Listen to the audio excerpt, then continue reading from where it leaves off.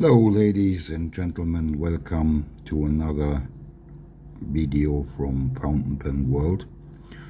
And this time, I'm going to review a fountain pen which is already launched has been launched already a few months ago, is on the market, and there are some well done reviews already on YouTube. But I thought, why not me as well,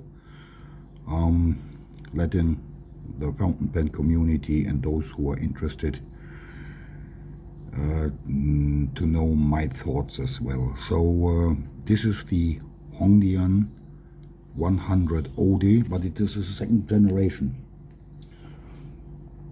And there were some changes made. But most significantly to me is the ink window. And that ink window has got now a grid structure, as you can see here.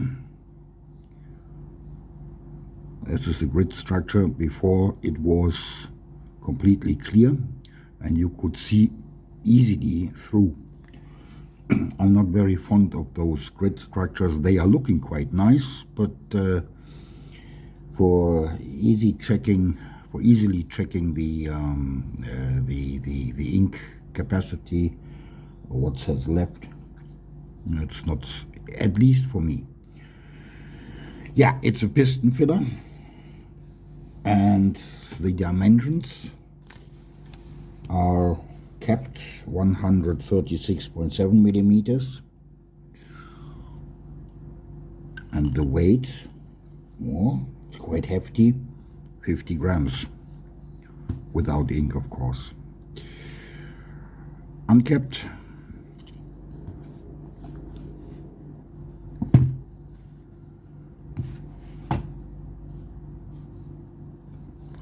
the weight is 30 grams, so you see the cap already 20 grams, 125.3 millimeter length.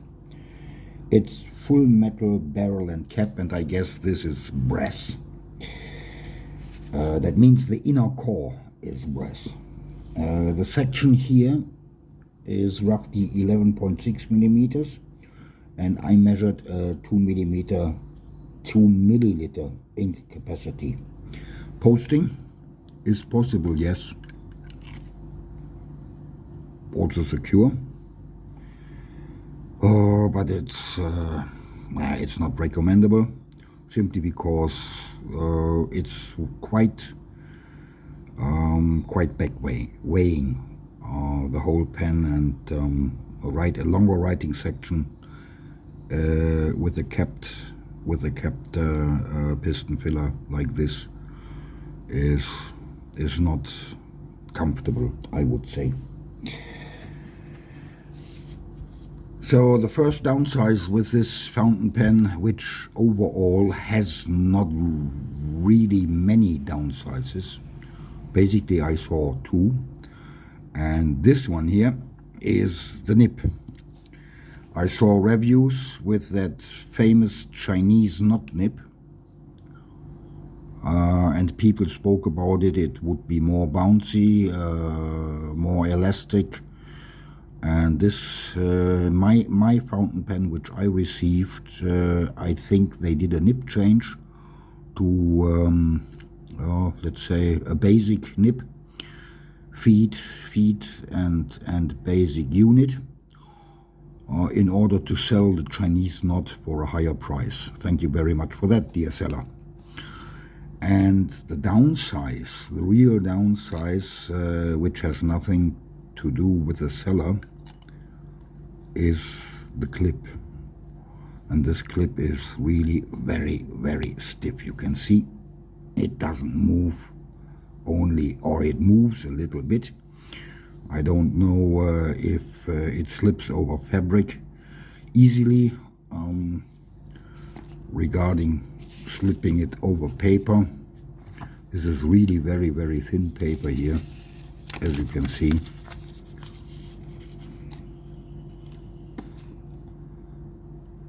Nothing. Yeah. And it's torning the paper here already. So this the clip in my book is not very well made. It's solid, yes, absolutely, so solid as a rock, and not moving too much. The nib writes with a little bit of feedback, even though it is not the Chinese knot nib. I ordered now 3 of them separately in order to change some of my Hong Dians with this yeah, I think a new nib, which should be more bouncy, as many people reported on the internet in some reviews. So I will see if this Chinese knot, the motif on the nib is sporting a Chinese knot. If this is really better than the nib I've received.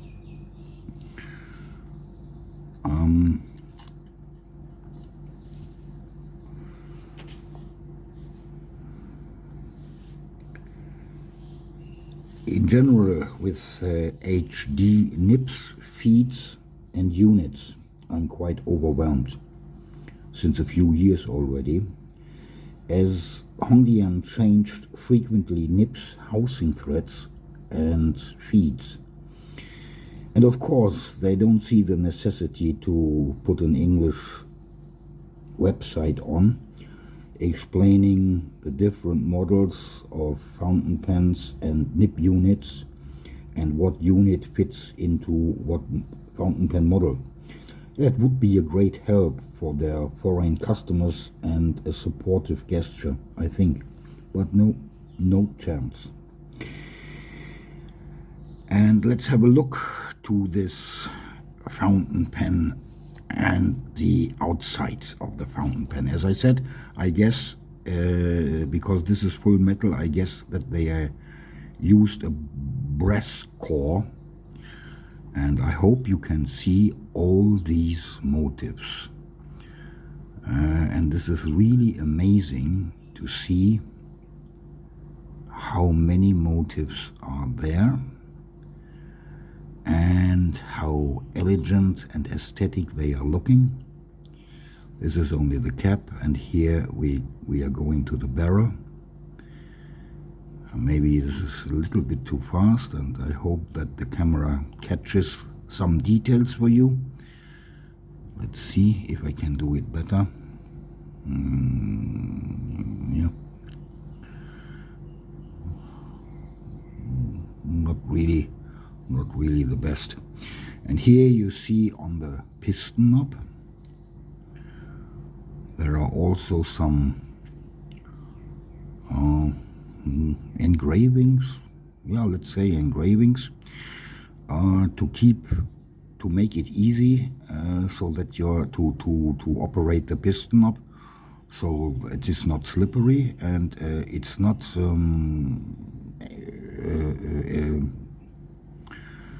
it's not disturbing at all, like the whole engravings here. They are prominent. I have no idea, and I would like to know the technique they used in order to get all these motifs, which are not the same. There are many different. All these motifs applied on that silver-looking metal, and I guess this silver-looking metal is a thin metal, which was flat, and then they carved out the motifs. I have no idea how they did it, but I really would like to know. I don't think it's a big secret for people who are working with metal, but for me, a simple user, it's a miracle.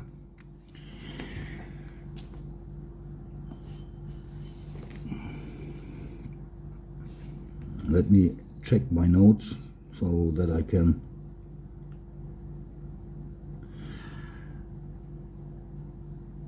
The grip is metal, and it is not slippery at all.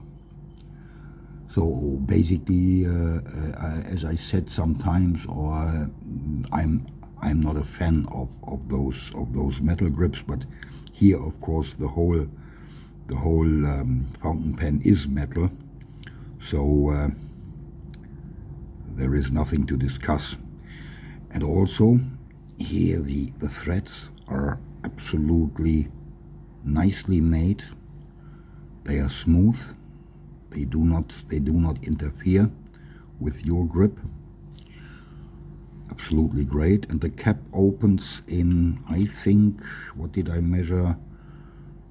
1.25 turns from a Chinese pen.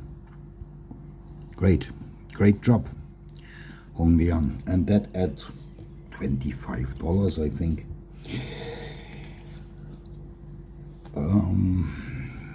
The top and the end finials are flat, as you can see here. The barrel top is sporting a red star, so I don't have any problems with that, and I don't see it as a political statement or whatever.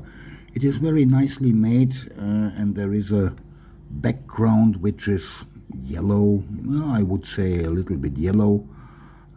It's nicely made, and as I said, I don't have any problems with the red color, and I don't see it, and I don't regard it as a political statement. Not at all. It's really a well-made fountain pen from Hong Dian.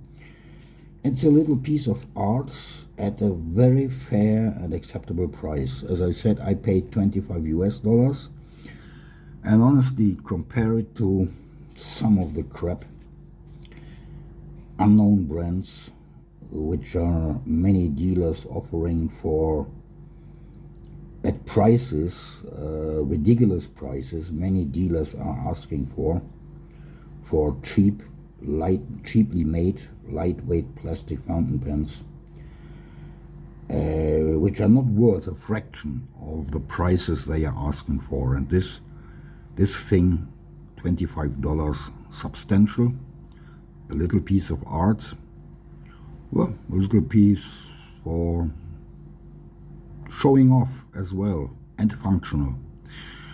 I have an EF nib on it. I don't know why. Some people would say, hey, this is a big pen, why don't you use a bigger nib size? But I don't know. Maybe I like the contrary always. So let's see, giving you a little having to change the white balance. Ooh, not too much. The ISO, no, the ISO not. The ISO must be more. This is too much. Thank you. Okay. Let's go here. No, this is not good. Let's try.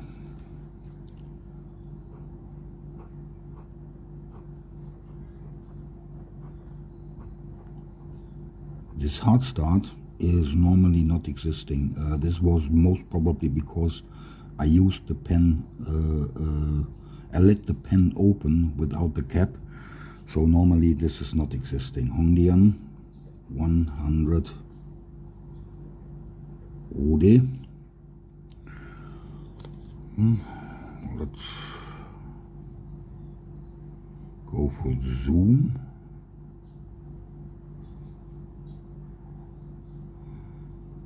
Okay, I call it the second generation, and as I said, it's a very nice pen. It's a Hong Dian nib unit. It's number 6, and it is steel. The nib is not scratchy. The nib wasn't scratchy and wrote very well out of the box, or out of the plastic wrap. And I didn't need to buffer it. And even on this really very cheap paper, it behaves very well. it puts an extra fine line, as it should be, on the paper, and there is a little bit of feedback on this paper, not on better paper. I'm using this because simply this is a 5-book, I think, booklet. With the B5, I have really problems to put this on the desk, and the paper is much better, but unfortunately, still I have to use this notebook until it's written full, and there are many papers, many pages left. So number 6, steel, EF, a figure of 8, very nice. Of course there is no flex, cannot be expected, but the ink flow is great, and I'm using here a kind of green which I mixed with some KWZ old gold ink and some blue Majon. It's just you're putting together all possible, not all possible, but some ink leftovers, which I don't want to throw away just because I don't get them out of the bottle. And it's quite nice. I was thinking that maybe some fountain pens may not work with it, with this own mix, but yes, it does. And sorry, you can't really see that this is green, or maybe I can put it on the light. Or maybe now a little bit better. Believe me, there is some green in it, but maybe my last fill up with blue to empty a Majon bottle changed the color.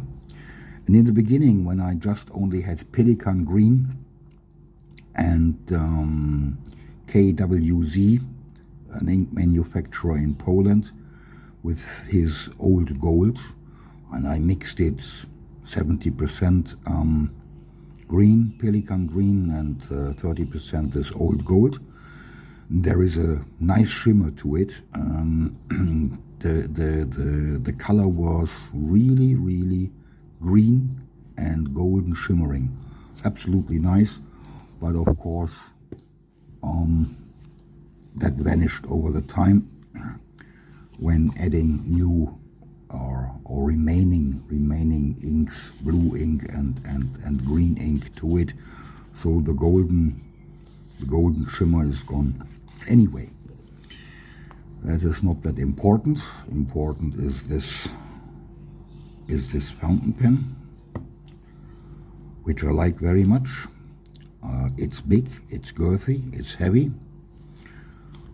As I said, not very comfortable when using it posted, and it's very long as well. Should maybe, huh? What's now?